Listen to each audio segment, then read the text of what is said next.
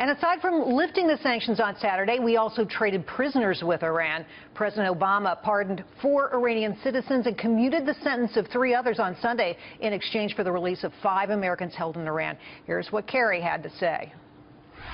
So we don't feel like we traded something that was critical with respect to a principle. We enforced the law. We put them in jail. We also kept the sanctions in place, and then we lifted them when the terms of the agreement were met, and we thought it was appropriate to get our people home. That was critical.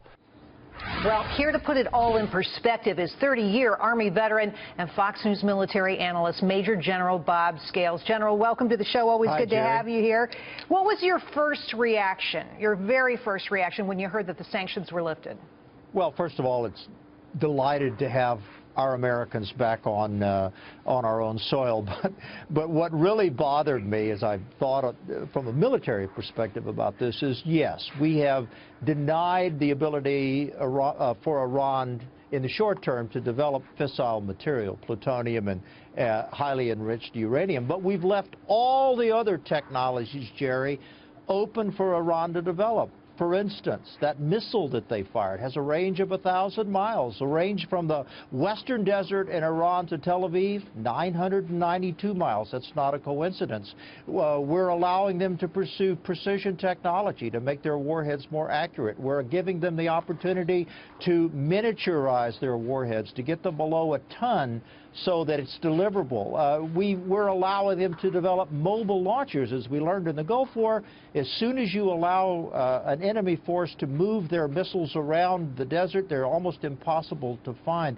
And so all of these supporting technologies that eventually will allow the Iranians to have a deliverable nuclear weapon are wide open. All they need is the plutonium and probably less than a year to either refine or develop that plutonium, Jerry.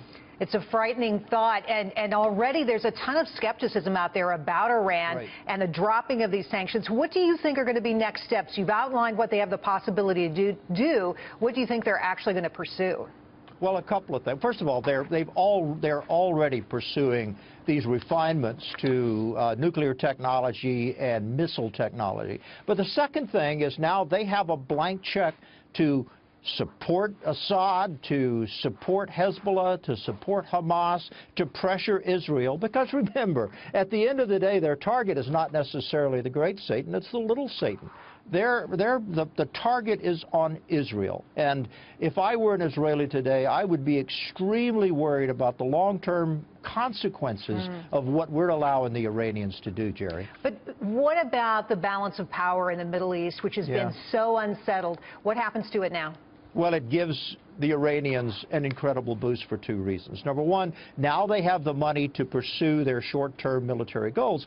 But even worse is we're broadcasting to the rest of the Arab world, particularly the Sunni part of the Arab world, that somehow we are in a dark alliance with Iran. Somehow Iran is our new ally. Somehow this lessening of tension with Iran puts us on their side of the Shia equation rather than the Sunni equation, and that could only have dire consequences in the future, Jerry. You have 30 years of experience efforting on our nation's behalf, working for us. What is your biggest fear right now after these sanctions are lifted? That the Iranians will continue a secret nuclear development program, and that behind the scenes, the breakout time, that is the time it takes them to restart their program to the time they have a deliverable nuclear weapon on the warhead of a missile, will go from 2 years to 1 year to 6 months, and then that will change the entire equation in the Middle East, Jerry. The entire equation in the Middle East, and it's going to change in short order the economies of many countries in the world as they dump a bunch of oil on oil markets. We'll be watching that as well. General Bob Scales, thank you.